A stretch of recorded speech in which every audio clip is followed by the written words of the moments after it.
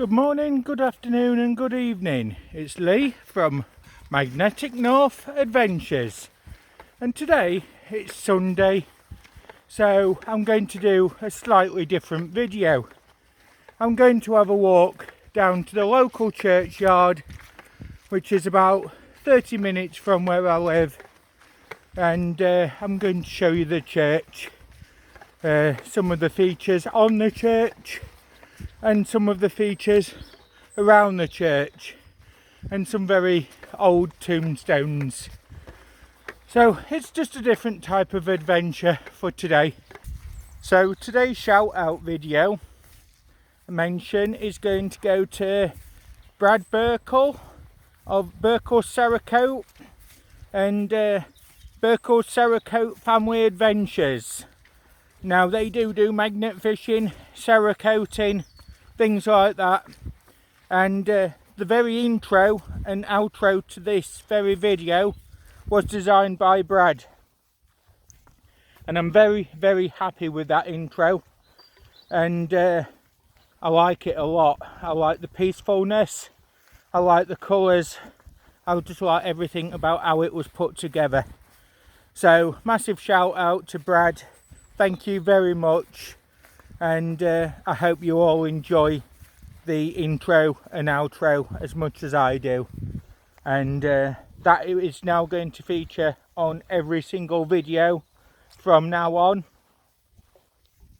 And there is the one for UK and USA, because I will be going over to the United States of America later on in the year. And that's going to be for the Trash for Cash charity collab Autism Tennessee 2024. And if you do want any information about that, or you would like to donate to the cause, if you can contact Johnny White from Johnny's Corner, who's hosting the event this particular year, please contact him, and I'm sure he'll be happy to give you as much information as is needed. Thank you everyone. So this is the muddy mess, unfortunately, you walk through along the fields if you take the direct route. There is a roadside route which takes a lot longer to get through,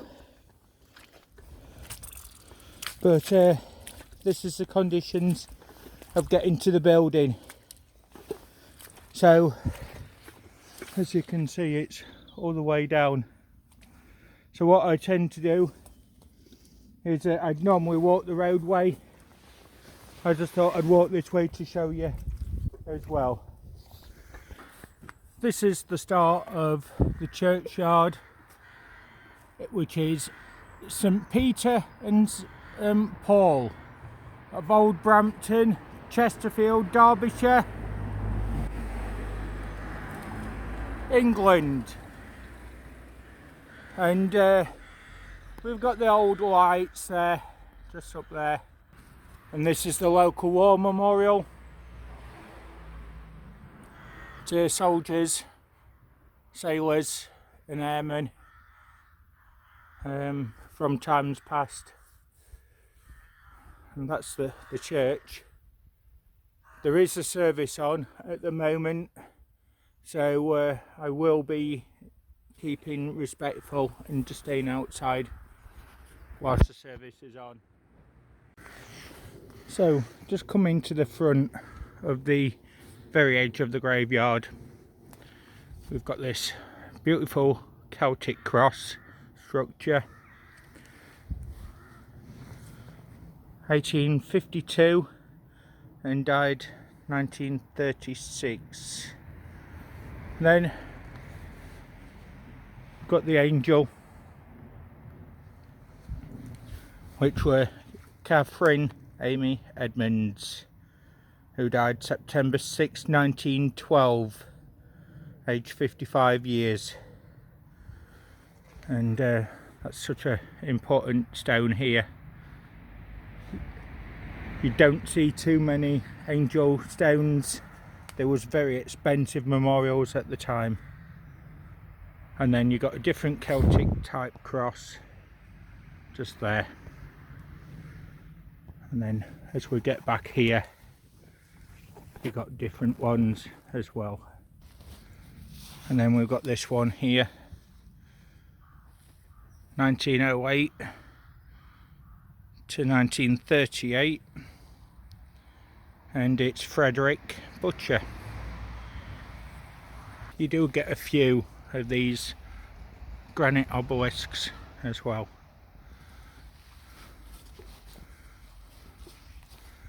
And this one in memory of David Brown of Pickering, Ontario, County Canada, who died in Chesterfield, Derbyshire, September 2nd, 1878, aged 37 years, 5 months and 27 days, youngest son of George and Christina Brown of Canada.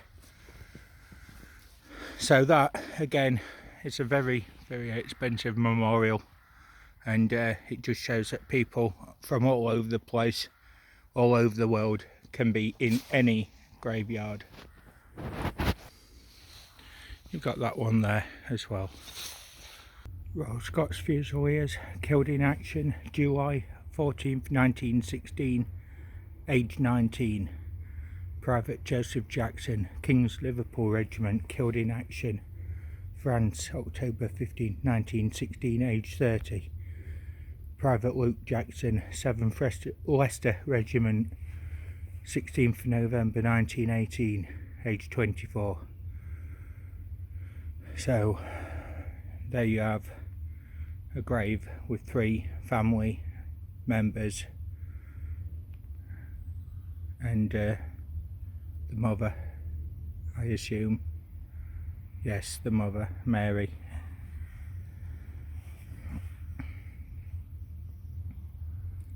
And here we are, where they've been reunited as well.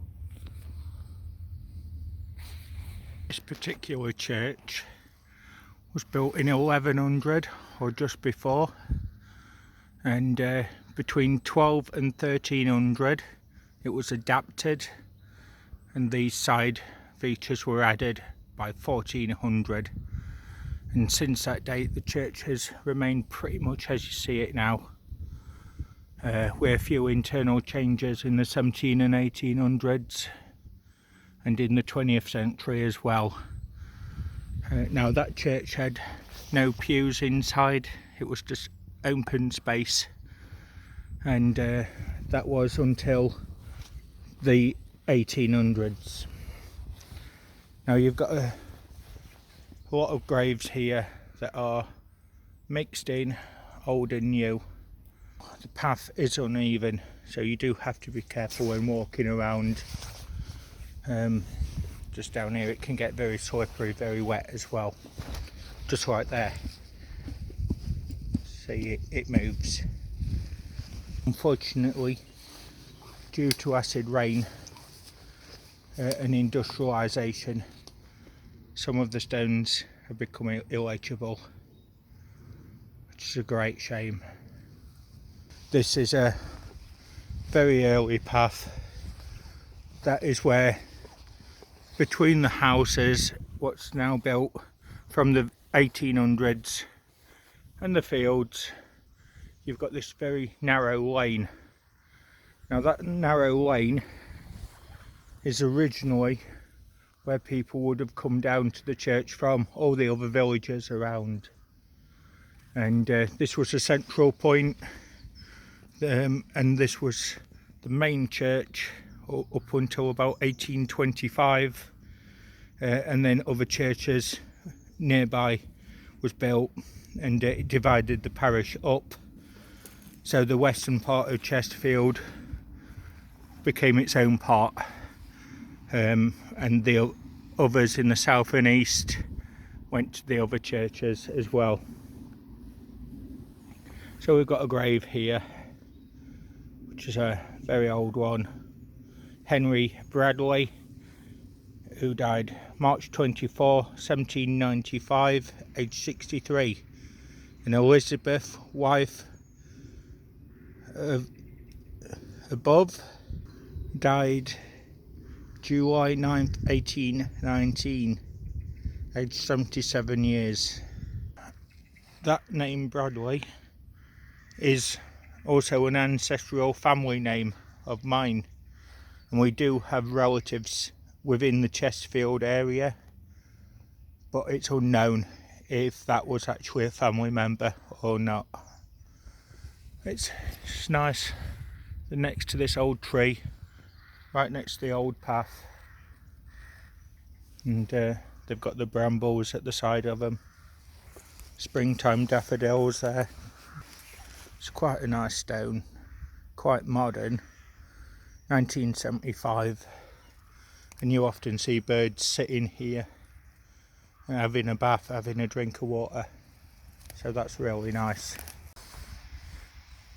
So just here you've got the entry to the bell tower and an earlier tower there leading up to the main bells in there. The clock is from the 1890s, and that's from the Queen Victoria Jubilee. Now something amazing, something that not many people see, is this stone just here, and that this is an original medieval stone of a lion, and that dates to the 12 or 1300s. Not many people know about that one, it's a hidden gem.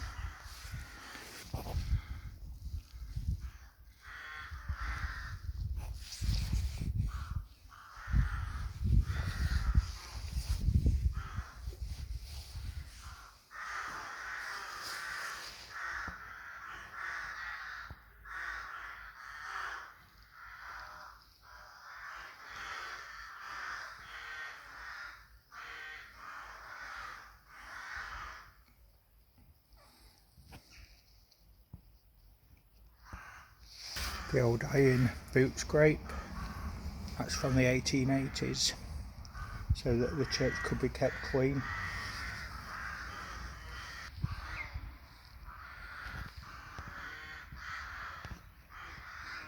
Some very early carvings there of a monk.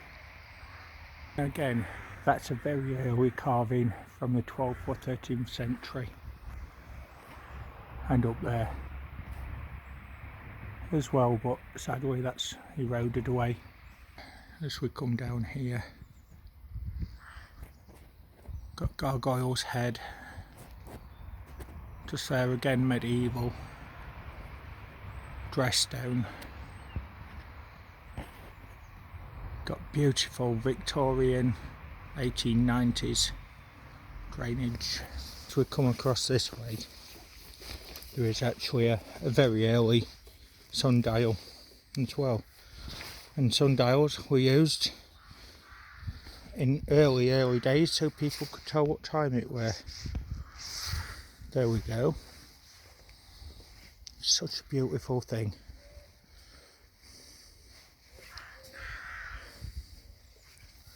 And that's a work of art.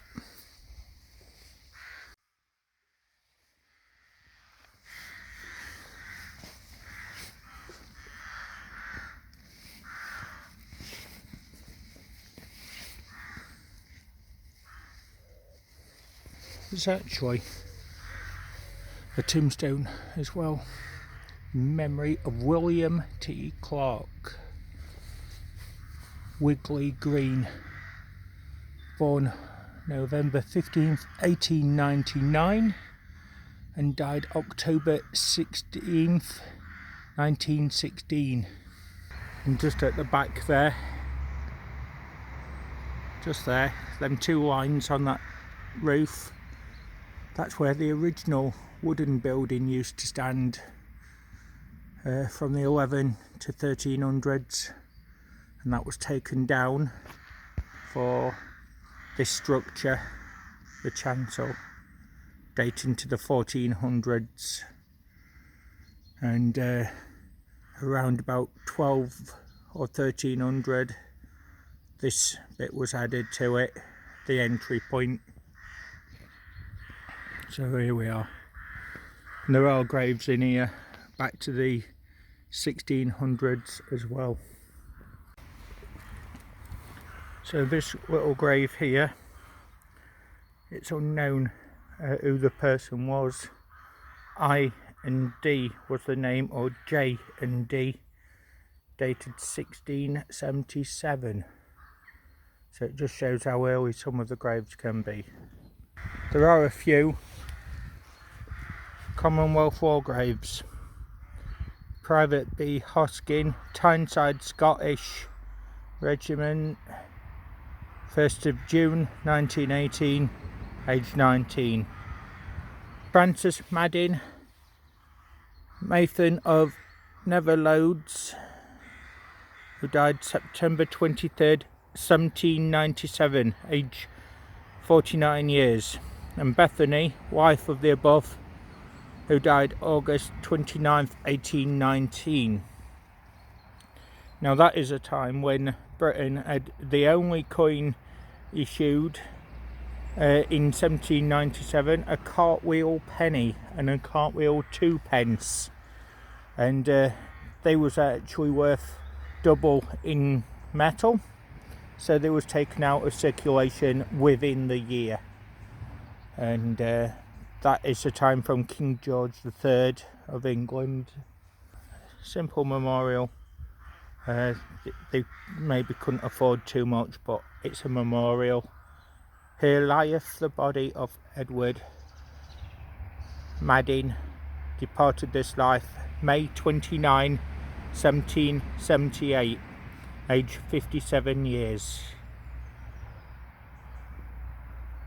But again, for the time, that would have still been an expensive stone to make, and the family would have took a lot of saving to get a stone like that made. Not everybody could afford the grand decorative stones. And here we've got another sundial.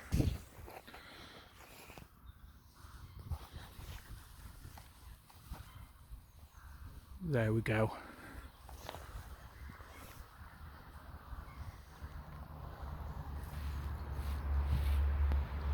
And that goes across to look at the church itself.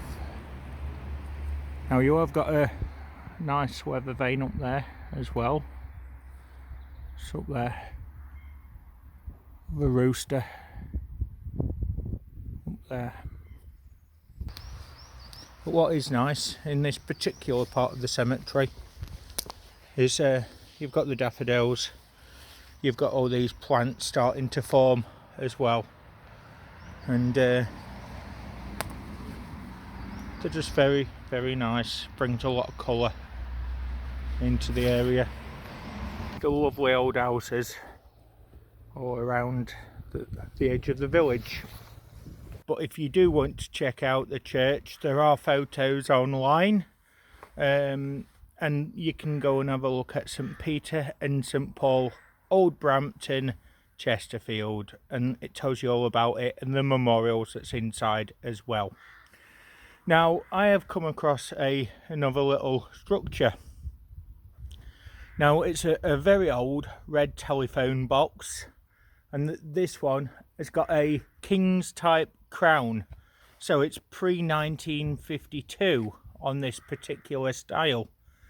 And the old telephone boxes are iconic Great British structures, but since we all use mobile phones now and a lot of the telephone boxes had been vandalised, they fell out of use.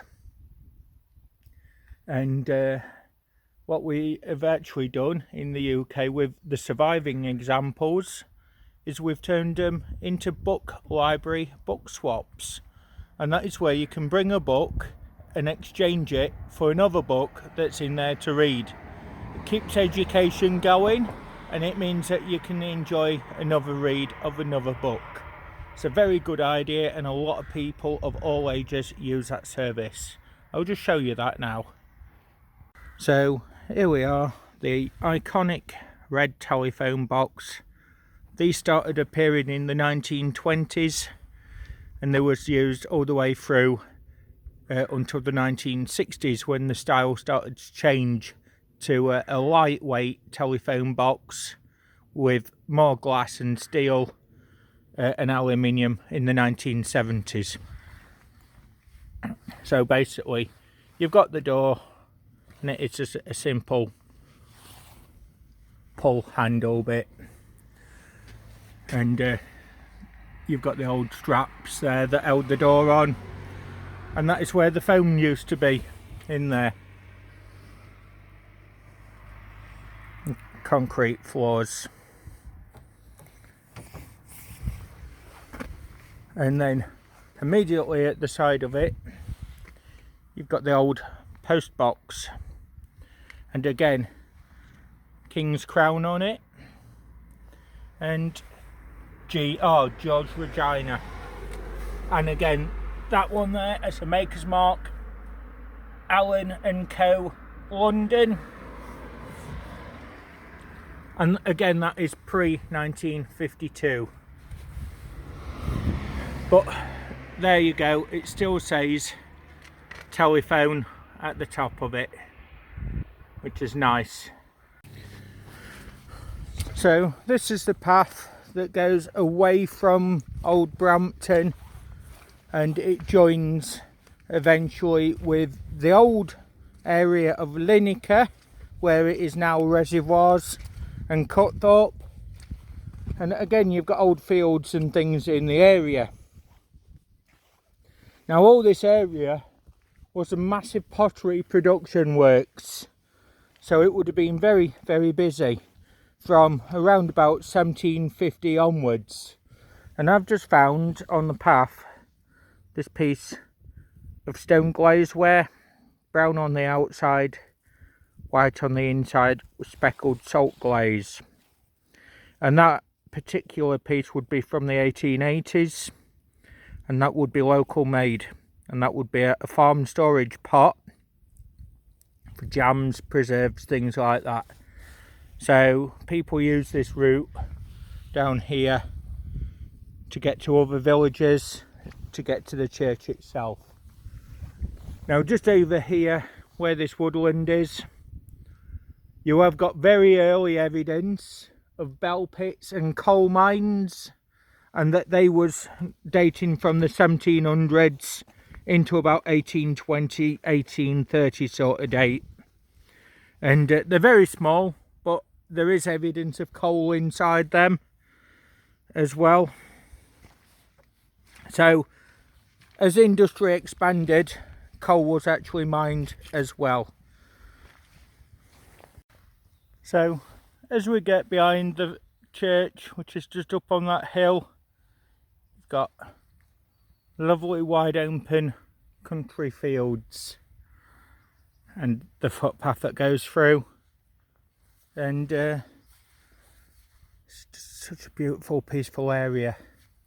And you can imagine people working in these very fields, gathering crops by hand with horses as well, to bring the heavy equipment in and out of the field, the tools, and all the labour forces that were working this land in days gone by, before tractors and mechanical aid came along. And all this area used to be worked by hand, and it would have been a lot of hard work to keep the community going. And that church is the focal point, and definitely nearly 1,000 years of history in this particular area.